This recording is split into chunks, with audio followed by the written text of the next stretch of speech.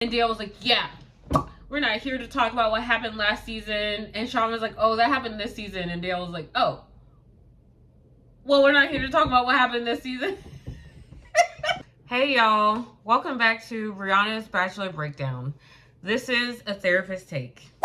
So we have finally made it. We are finally at the end of this season of Bachelor in Paradise. So let's go ahead and get right into it, y'all. So I will just say, this is no hate to anybody that has been really enjoying this season. I don't know who you are. Please let me know in the comments if that is you. But for me personally, this season was a drag. So I was really ready to get through this finale last night. I literally only took like a page and a half of notes. Usually a good juicy episode will give me like 3 to 4 pages of notes. But I was literally just sitting there like I was just... I hope they don't do this format ever again. They gave it the good old college try. Like they you know, they put their best effort into it. But I just want to go back to the original. They can keep the location. I don't have any problems with the location. But the money thing and like there just wasn't enough drama for me. But whatever. Okay, I'm off my soapbox. Let's go ahead and get into the recap.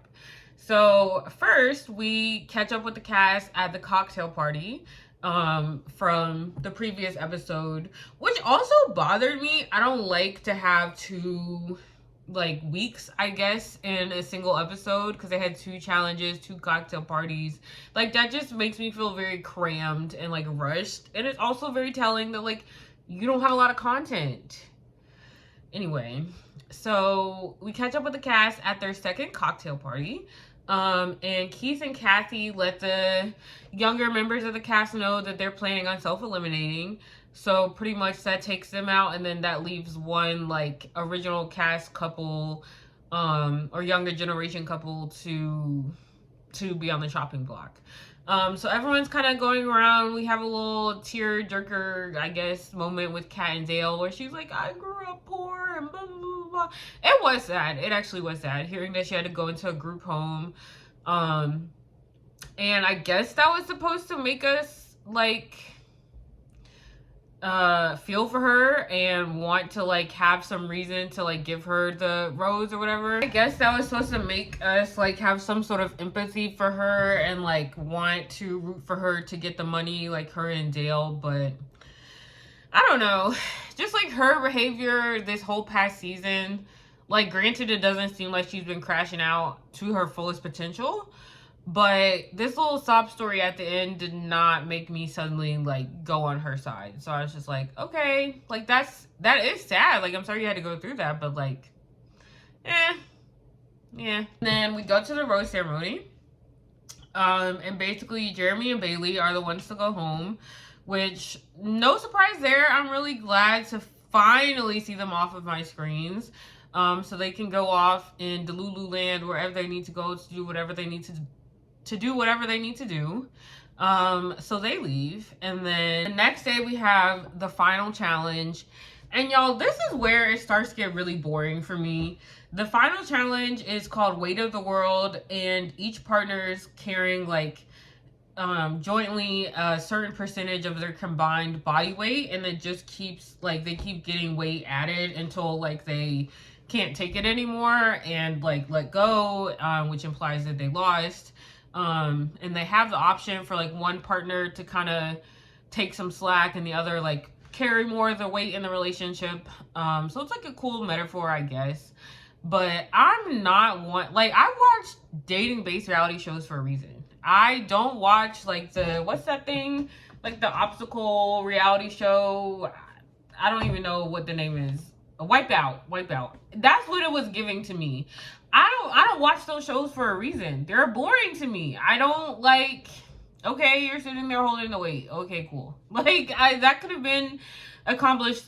Obviously it had to take longer in real life, but they could have cut that down into a 3-second clip for me. This person falls, we're done, let's move on. It was really dragging for me. And like I said, I feel this whole season they've been talking about getting away from finding couples who are in it for the right reasons and finding love, but are the producers in it for the right reasons? do you know your target audience? As a longtime member of Bachelor Nation, I am here for one reason and one reason only, and that is the drama. I do not care about these physical feats. I really don't. So they do all this, and then Alex and Andrew end up winning. Cutesy, cute for them. And then we have a moment, everyone kind of like showers, gets ready during the afternoon. Jess and Spencer have a moment on the beach where Spencer is like, oh, I'm not falling in love with you, I am in love with you.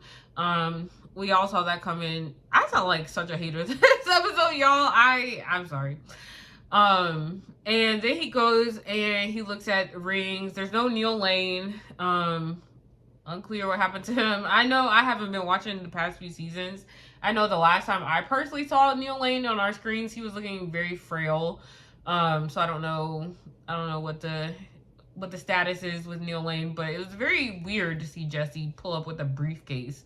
Like, it just didn't have the air of, like, it didn't give what it was supposed to give. And it wouldn't, I don't know how to say this. It didn't, seeing Jesse pull up with a briefcase of rings, to me, did not allow for a transition into, like, the gravity that looking for rings for the person you want to get engaged to is supposed to have. Like, it just felt like another chat with Jesse, except this time he has rings. Like, it didn't, I feel like shopping for rings has a little bit of formality, and just like seeing someone that you see every single day take you through that activity, it felt like it didn't, it's hard to transition Jesse from a host to Jesse to the ring bearer to Jesse to the, like, he was just playing way too many roles this season. Maybe they could have had Wells do it. I think that would have been, or Hannah. That would have been cuter. I would have liked if Hannah had done it. Anyway, so we get through that. And then we go to the cocktail party, and this is where we have the big reveal. The couples, all the, like, I guess established couples that have been voted off in the past few weeks pull back up, and we're informed that they are like the jury who gets to decide if anyone in addition to Alex and Andrew get to be added to the finale to like go up for the cash prize. So Sean comes in with a massive chip on his shoulder, and I'm not even gonna hold y'all. I get it. I'm someone that holds grudges. I'm someone, I do not let things go. So, like, I get it. I understand. And I live for the pettiness. This is a drama that I have been wanting to see all season. And it wasn't even that good. Anyway, Sean comes in. He's ready for his moment, okay? He's like, hey, we've got some receipts to show that Kat has been talking to old dude, her ex, this whole time. Like, she's not here for the right reason. She's just doing it for her career, blah, blah, blah. And then Kat predictably turns on the waterworks. And y'all, I'm going to say the quiet part out loud. To me, this was just like giving white woman tears. Like, she just like did not at all engage with or address what he was saying, and just like played the sympathy card. And there's this saying that like the whole world stops when a white woman cries, and this scene was a perfect representation of that, because Sean had not as much as finished closing his mouth to finish his sentence before everyone, especially the girlies, were crowded around Kat being like, it's okay, how could you, blah, blah, blah, blah. Whatever. This scene, I felt like the tea was really juicy, but the reason why I wasn't as into the scene as I wanted to be was because there was no follow-up. There was no investigation. Everyone was mad at Sean. And I was like, y'all, I would have been there like, oh, show me, because they were like, oh, we have receipts. I would have been like, well, show me the receipts. Like, I want to see what we talking about.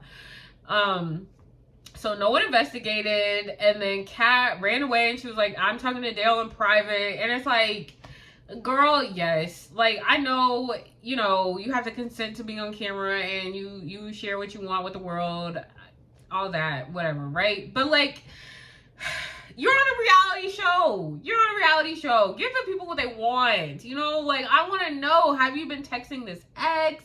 Were you texting him at first and then you realize you really like Dale? Like, what is going on? And I don't like, I understand why she as a person would not want to share that with the camera, because I probably wouldn't either. But I was really disappointed with the producers that they let her get away with that. Like, I feel like the Bachelor producers in the past would have been a lot more manipulative behind the scenes and coaxed it out of her. And, like, we as the audience would have really been able to hear both sides and decide what's going on. But all we have right now is Sean's side, and we'll never get the follow-up to Dale's side. I mean, to Kat's side. Speaking of Dale, that was also really awkward because she was like, oh, like, it's not true, blah, blah, blah. And Dale was like, yeah, we're not here to talk about what happened last season. And Sean was like, oh, that happened this season. And Dale was like, oh, well, we're not here to talk about what happened this season.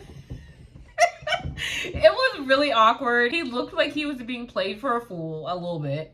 And yeah, I would have really loved to know how that conversation went down between them. And, like, what did Kat say to make Dale, like, want to stand 10 toes down behind her. I feel like Dale, like, going back to what the relationship expert said last week, where she painted Dale as, like, the hero trope or whatever, I feel like that really came through this week, in the sense that, like, Kat is constantly being put in these positions where she is given the opportunity to play the damsel in distress role, especially in her dynamic with Sean. And I feel like that was like 90% of the reason why Dale just like blindly stood behind her, because he likes being able to stand up for his girl. Like, that's the role that he enjoys playing in the relationship, much to the point where it has him looking like a fool, because he doesn't even know what he's standing up for, and he doesn't know, like, if he doesn't take the time to figure out if there's any merit to the accusations, because it's like, why is your girl always in distress? Why are people always coming at her? You know, like, why are you always having to defend her? That's something to consider, and Dale will not be doing that. So they go off, they have their conversation off camera, boring. They come on the next morning and they are still in a relationship, obviously. I didn't expect it to break them up at this late in the game, but I wanted to see an argument. I wanted them to solve a problem. Come in the next morning and we find out that Jess and Sean got voted into the finale, which, like, whoop whoop, no surprise there. That Dale and Kat have to go home, also no surprise there. And so I kind of heard, like, rumors, I guess, about what the finale was going to entail in terms of, like, competing for the money, I guess. And so basically the premise was that, like, both members of both couples were split up, and each member of the couple had to be asked one by one, are you here for the love or here for the money? And I was like, well, what's stopping someone saying that they're here for the money, hypothetically leaving without their partner, but then still meeting up with them in the real world and splitting the $250K? Like, to me, that just, there's no way to enforce that. And so to me, that takes the intrigue out of it. Cause I'm like, this is lame. Like, the stakes were not high enough for me to, like, be really invested. The only twist that kind of made it interesting was that if both couples picked money, then neither of them would get money. So I was like, that's kind of interesting. But I don't know, if it were me, I would have picked money. But I guess that is what makes it interesting, because I would have wanted to pick money, because I'm like, well, dang, I want to leave with my man, and then we can leave together. Like, I can leave with the money, he can leave with the love or the broken heart or whatever, and then we can meet back up and cash out on this $250K. But you don't know if your partner is also going to have the same thing, same thought process. So it is smarter to pick love. See, I figured that out in like 20 seconds. Stakes so low. Anyway, so obviously that's what both couples do. Both couples pick love. And I felt like they were really trying to, like, both of the guys had an edit of like, oh, I just hope she picks me. Well, more so Spencer had that edit. Andrew was like, listen, I got money, so Alex can do what she wants. Which, like, I respect it. But both couples, both pairs of each couple ended up picking love. So we see Alex and Spencer reunite, and they get to pick a mystery card that has a hit secret amount of money in it. They end up getting 125K, and then Jess and Spencer obviously both pick love. They end up getting 190K, and then they end up getting engaged. Super predictable ending. We get a little like rundown on the screen of all the couples that are still together, which unfortunately is everyone. And that is the end of this boring season. My one thought from this season, and I was telling my partner this last night, I really hope they don't do it again this way. Not only because, like I've been saying this whole recap, that it was boring, but also because now it's kind of like X on the Beach. I don't know if any of y'all watched that on MTV, but like the first season of X on the Beach was wild because none of the people knew what show they had signed up for. So like their exes coming to the beach was like a major shock factor. Because the whole premise was that it was a dating show, but then people's exes would like randomly pull up and like pretty much ruin things for them.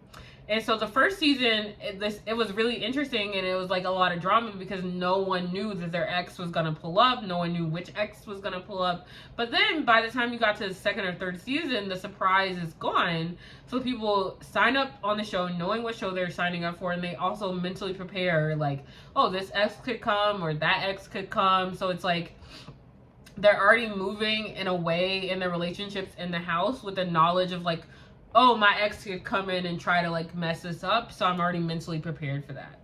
So I say all that to say, that's what I see happening with this format of Bachelor in Paradise. I don't think it's very interesting because it's like we've already done it, so it's like future contestants are gonna know that there's a prize money at the end, and that like it's more advantageous to get into a couple and stay there in hopes of like getting to the prize money, as opposed to like dating a bunch of people and having a good time, which is the purpose of Bachelor in Paradise.